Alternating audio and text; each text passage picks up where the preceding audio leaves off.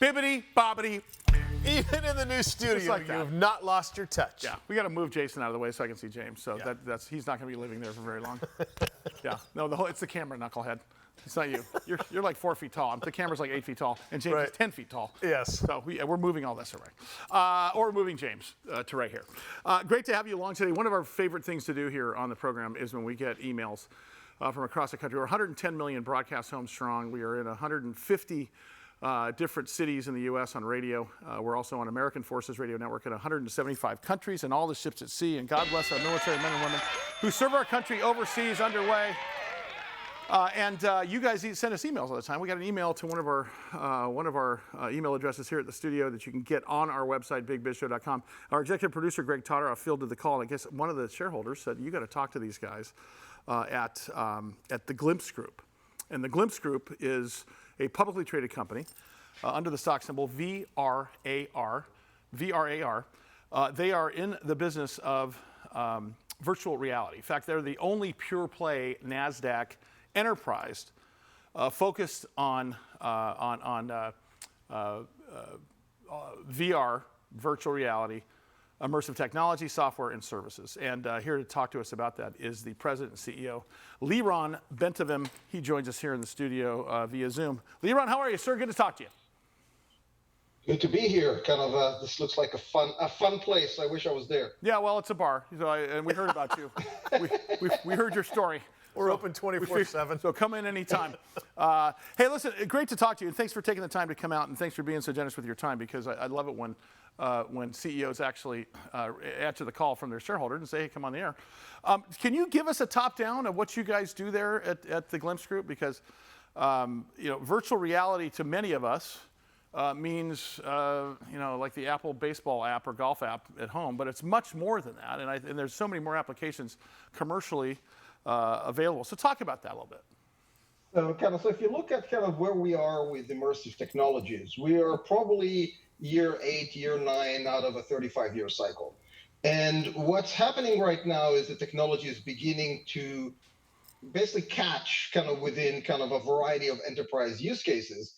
And I look at them at like 4 big buckets, and we play in all 4 of these buckets. So the first one, which is probably the most advanced, is marketing, is using immersive technologies to tell your story in a different way, to use augmented reality, Snap lenses, Instagram lenses, TikTok, to basically bring kind of the Gen Zs to connect with your brand, to have something that they're putting on, they're wearing it, they're holding it, they're playing with it, and that causes an affinity.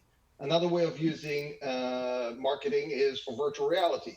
So you can, instead of kind of bringing a helicopter into the show, you bring an experience that allows people to experience the helicopter without bringing it into the show. And that's the first. Well, and let's talk about that for a minute, because that's a technology that we wouldn't have thought about, and the applications therein that you're talking about, and the marketing side of this thing, that opens up your client base to the entire universe, does it not? Yes. We work with kind of so many different brands and companies around the world, and they're all in different places, but they all want to connect with their customers, whether their customers are C's or B's. And kind of there's different ways of kind of creating that immersive connection that immersive technologies connect between the person looking at a product and the person experiencing that product. Lyron, do you find that whether it's a 25-year-old CEO, maybe you're a 65, 70-year-old CEO, that you're starting to find that most people are starting to embrace this technology, your technology, what your company offers? Absolutely. And kind of as someone that's somewhere in the middle of the age group, kind of people get it. So the older demographic have seen the digital cycle, and they've seen what happens when the economy moves from one stable state to another. And they understand that this is happening, and they want to make sure that their organization is not left behind. And obviously younger kind of leaders kind of totally get this technology, and they want to push forward kind of bringing immersive technologies into their organizations. Right now, everybody's just trying it out because it's not there yet. We have not reached kind of mass adoption of the technology. We're probably realistically 5 to 7 years away. The Apple announcement kind of last week is another sign that we're moving forward, but we're not there just yet.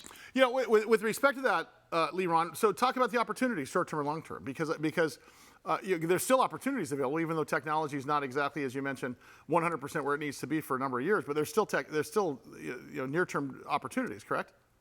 There are tons of opportunities. We haven't really scratched the surface as an industry. Not just us at Glimpse, but the whole industry is just beginning to show all the variety of use cases. We touched on the marketing one. There's a lot in learning and training, and there's a lot in visualization and bringing people together kind of into immersive technologies to do things that otherwise would be hard for them to do because they're in different geographical locations. All those things can happen today, and the technology exists with our companies today, and it's only getting better kind of every single month.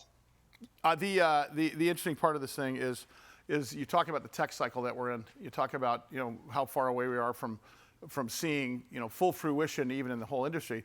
But talk about the stage of the tech cycle that we can expect over the next, let's say, 1 year, 5 years, and 10 years. So if you look at tech cycle, and I grew up in the previous tech cycle, what I call the digital tech cycle.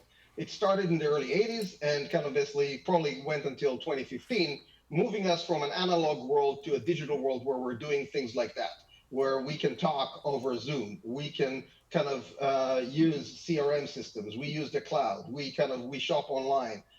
All those things happen over the digital cycle. But if you look at the first half, was basically just setting the infrastructure, getting the hardware ready for mass adoption. And then in the mid 90s, we got mass adoption, and kind of basically you saw what happened in the markets, and everything happened. Obviously, there was overexcitement, there was a bubble, it burst. And then all the winning companies of the digital cycle really came to be post that kind of bubble bursting.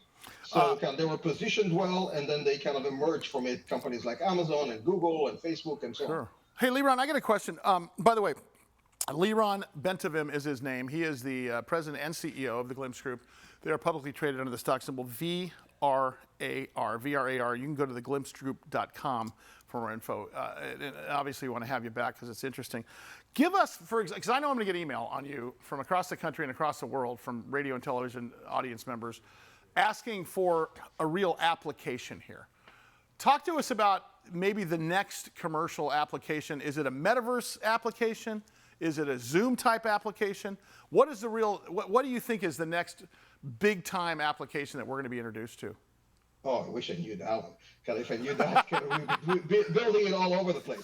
No, but seriously. So one of the things that's really powerful right now, when we're just beginning to have the capability technologically to do that, and you probably heard the term digital twins, the ability to replicate what exists in the real world with a digital version of the same thing. And then the sky's the limit what you do with it. So if you have a factory and you want to basically be able to run it virtually, you can actually kind of run the whole factory with the people, whether they're AI or real people playing their roles and learning how to do it. You can kind of do various drills in it. You can actually manage the throughput. You can make changes to it and have the system run. That's the future kind of use case that is right now beginning to emerge as a very, very Lyron, you got to come back with us. Will you come in? Will you join us again? This is sure. fascinating this is stuff. Fun Love it. And kind of want to do it for sure. Got to get down to San Diego. Lyron Bentovim is his name. He is president and CEO of the Glimpse Group. VRAR is the stock symbol. GlimpseGroup.com. More Big Biz Show coming up. Stand by.